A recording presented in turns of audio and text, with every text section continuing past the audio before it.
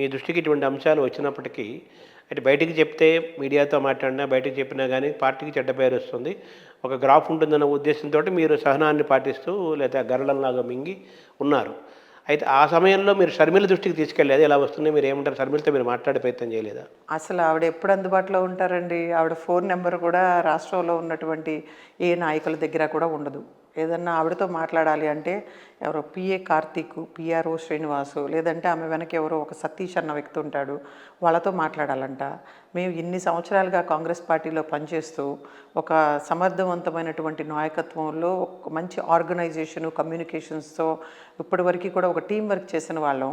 వాళ్ళెవరో కూడా మాకు తెలియదు సరిగ్గా. వాళ్ళకి ఆంధ్ర రాష్ట్ర రాజకీయాల మీద కానీ కాంగ్రెస్ పార్టీ మీద కానీ సరైన అవగాహన లేదు. అటువంటి వ్యక్తులతో ఎంత మాట్లాడితే మాత్రం ఏం ఉపయోగం ఉంటుంది అని చెప్పి మేడంతో మాట్లాడించండి అని చెప్పి కాల్స్ చేసినా వాళ్ళు ఏనాడు మాట్లాడించలేదు. బట్ నేనైతే పెద్దలు కేవీపీ రామచంద్రరావు గారు, రఘువీరారెడ్డి గారు, ఇంకా ఇతర పెద్దలు సిడబ్ల్యూసీ మెంబర్స్ కొప్పుల రాజు గారు, పల్లం రాజు గారు, జీడీసీలమ్మ గారు, ఇటువంటి పెద్దలందరితో కూడా నేను మాట్లాడే ప్రయత్నం చేశాను. వాళ్ళు కూడా అన్నీ విన్నారు. కానీ మేము కూడా ఏం చేయలేకపోతున్నాము, ఆవిడ ఎవరికి అందుబాటులో లేరు, ఆవిడతో మాట్లాడినా కానీ పట్టించుకోవట్లేదు అన్న వాయిస్ వాళ్ళ నుంచి కూడా మాకు ఎక్కువగా వినపడింది.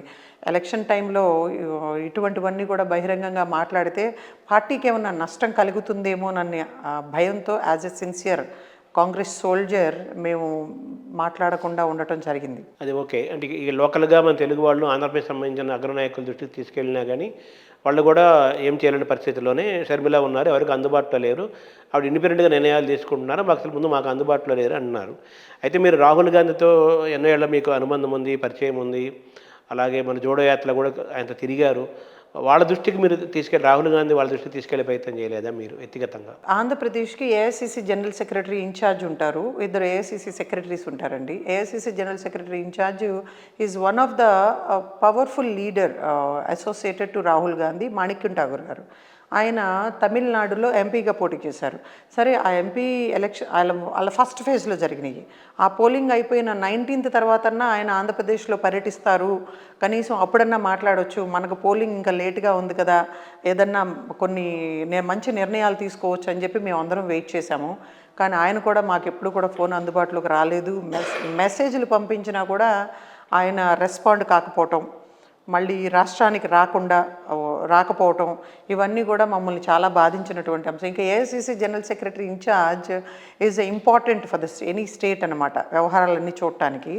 ఆయనతో కూడా లేనటువంటి పరిస్థితుల్లో రాహుల్ గాంధీ గారు, ప్రియాంక గాంధీ గారు అందరూ కూడా ఇండియా కూటమితో కలిసి చాలా పెద్ద ఎత్తున రాహుల్ గాంధీ గారు 2 చోట్ల కంటెస్ట్ చేయటం, ప్రియాంక గాంధీ గారు, ఖర్గే గారు కూడా చాలా సీరియస్గా అన్ని రాష్ట్రాల్లో పర్యటన చేస్తున్నటువంటి సందర్భంలో వాళ్ళని కలిసే అవకాశం అయితే లేదండి.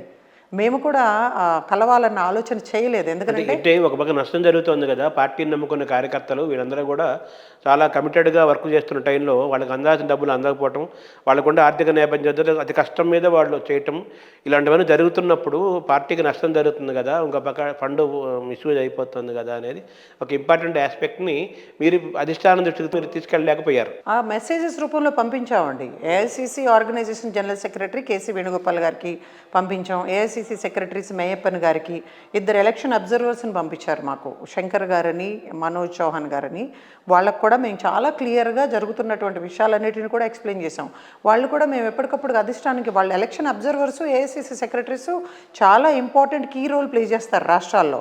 As a working president, responsible Congress లీడర్లా మేము అన్నీ వివరించాం.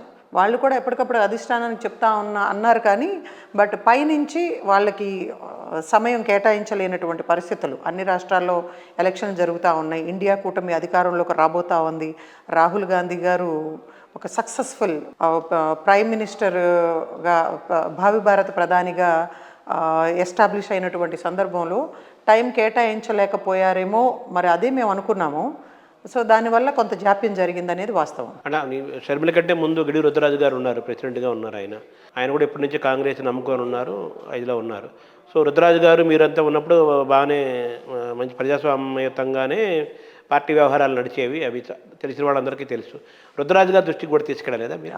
ఆయన పాపం రాజమండ్రి పార్లమెంట్ కంటెస్ట్ చేస్తూ ఉన్నారు కదండి, రెగ్యులర్గా మాట్లాడేవాళ్ళం, రుద్రరాజు గారికి చెప్పేవాళ్ళం. అప్పటి వరకు కూడా పిసిసి అధ్యక్షులుగా మీరు వ్యవహరించారు కదా, ఆయనకి ప్రతి ఒక్కళ్ళతోనూ సంబంధాలు ఉన్నాయి. ప్రతి కార్యకర్తని, ప్రతి నాయకుడిని కూడా ఆయన ఎప్పుడు కూడా దగ్గరగా మాట్లాడటం ఉంది. కాబట్టి అందరూ కూడా చెప్పారు, అందరూ స్టేట్ వైడ్ అందరూ క్యాడర్ అంతా కూడా ఆయనకి ఫోన్ చేసేవారు, జరుగుతున్న విషయాలను ఆయన దృష్టికి తీసుకెళ్ళడం జరిగింది. ఆయన కూడా చెప్పే ప్రయత్నం చేశారంట. కానీ పిసిసి ప్రెసిడెంట్ అందుబాటులో లేకపోవటం, షర్మిల గారు అందుబాటులో లేకపోవటం, ఏఐసిసి జనరల్ సెక్రటరీ గారు అందుబాటులో లేకపోవటం వల్ల ఆయన కూడా ఏం చేయలేనటువంటి పరిస్థితి అయింది. అంటే మన ఆంధ్రప్రదేశ్ విడిపోయిన తర్వాత 2014 నుంచి 10 ఏళ్లలో అనేక మంది పిసిసి ప్రెసిడెంట్లు మారారు. వాళ్ళందరి వైఖరి కంటే ఇప్పుడు భిన్నంగా ఉన్నారంటారా Sharmila? It's completely different personality అండి. అది ఒక యాటిట్యూడ్, ఒక విధమైనటువంటి ఎరగెన్సీ అండ్ మెయిన్ ఒక లీడర్షిప్ అనేది ఎప్పుడైనా పిసిసి అధ్యక్షులుగా ఉన్నవాళ్ళు, నేనైనా సరే ఎప్పుడు కూడా మనకి కార్యకర్తలతో ఒక మంచి కమ్యూనికేషను, ఆర్గనైజేషను ఇవన్నీ ఉండాలి, కోఆర్డినేషను ఉండాలి. అది ఎక్కడో లోపించినట్టు చాలా క్లియర్గా కనపడింది మాకు. అది ఆమెకున్నటువంటి అరగెన్సీ వల్ల, లేకపోతే వల్ల ఆమె ఒక ముఖ్యమంత్రి కూతురుగా ఉన్నాననో, లేకపోతే ఒక ముఖ్యమంత్రికి చెల్లిగా ఉన్నాననో, ఎప్పుడు కూడా తన చుట్టూ సెక్యూరిటీ ఉండేది, ప్రైవేట్ సెక్యూరిటీ ఉండేది, గన్మెన్లు ఉండేవాళ్ళు. ఎవరు కూడా ఆమె దగ్గరికి వెళ్ళి మాట్లాడేటువంటి పరిస్థితుల్లో నేను ఇంత ఏఐసిసి లీడర్లకి ఎప్పుడు కావాలంటే అప్పుడు వెళ్ళి ఫ్రీక్వెంట్గా వెళ్ళి ఢిల్లీ స్థాయిలో నాయకుల్ని కలిసి వచ్చిన దాన్ని, రాహుల్ గాంధీ గారితో కూడా అనేక సందర్భాల్లో కూర్చుని మాట్లాడినటువంటి పరిస్థితులు నాకున్నా కూడా వైఎస్ షర్మిల గారితో మాట్లాడాలి అంటే ఇట్ వాజ్ హైలీ ఇంపాసిబుల్. అంటే ఆమె చుట్టూ ఒక గీత గీసుకొని ఆ గీతలోనే, ఆ సామ్రాజ్యంలోనే ఆవిడ జీవించడం వల్ల కార్యకర్తలే కాకుండా మీలాంటి పెద్ద నేతలకు కూడా ఆవిడ అందుబాటులో లేకపోవడం జరిగింది. గతంలో ఉన్న అధ్యక్షులకి ఈవిడికి పోలిక లేకుండా ఉన్నారనేది మీరు చెప్తున్నాను. రఘువీరారెడ్డి గారు చాలా డౌన్ టు ఎర్త్ పర్సన్. ఎప్పుడు కూడా ఎవరు ఫోన్ చేసినా ఇమీడియట్గా లిఫ్ట్ చేస్తారు. ఇప్పటికీ కూడా అందరికీ అందుబాటులో ఉండేవాళ్ళు. పిసిసి ఆఫీస్కి వచ్చినా సరే, ఏ జిల్లాకి వెళ్ళినా సరే అందరితో కూడా మాట్లాడేవాళ్ళు. ప్రతి ఒక్కళ్ళు కూడా ఫ్రీగా వెళ్ళి ఆయన్ని 1-to-1 కూర్చొని మాట్లాడి ఉన్నటువంటి జిల్లాలో ఉన్న పరిస్థితులు, నియోజకవర్గంలో ఉన్న పరిస్థితులు కానీ, మనం ఎట్లా ముందుకు వెళ్ళాలి, ఇంకా వేరే పార్టీలని ధీటుగా ఎట్లా ఎదుర్కోవాలి, కేంద్ర రాష్ట్ర ప్రభుత్వాలపైన ఎలా పోరాటం చేయాలి, ప్రోగ్రామ్స్ ఎలా మనం ఆర్గనైజ్ చేసుకోవాలి, ఇవన్నీ కూడా చాలా స్పష్టంగా 1-to-1 కూడా డిస్కస్ చేసేవాళ్ళు. ఈవెన్ మీటింగ్స్, ఎగ్జిక్యూటివ్ మీటింగ్స్లో కూడా ఓపెన్ డిస్కషన్ జరిగేది. ఆ తర్వాతే నిర్ణయాలు జరిగేవి. ఆ తర్వాత వచ్చినటువంటి శైలజానాథ్ గారు అఫ్కోర్స్ కోవిడ్ ఎక్కువ కాలం గడిచిపోయింది. ఆ తర్వాత ఆయన్ని మార్చటం, రుద్రరాజు గారు రావటం, రుద్రరాజు గారు మేమందరం కూడా ఒక ఫ్రెండ్లీ అట్మాస్ఫియర్లో అన్నీ ఆలోచించి ఒక నిర్ణయాలు తీసుకోవటం, పెద్దలు కేవీపీ రామచంద్రరావు గారు వీళ్ళందరూ కూడా ఎప్పుడు అందుబాటులో ఉండేవాళ్ళు.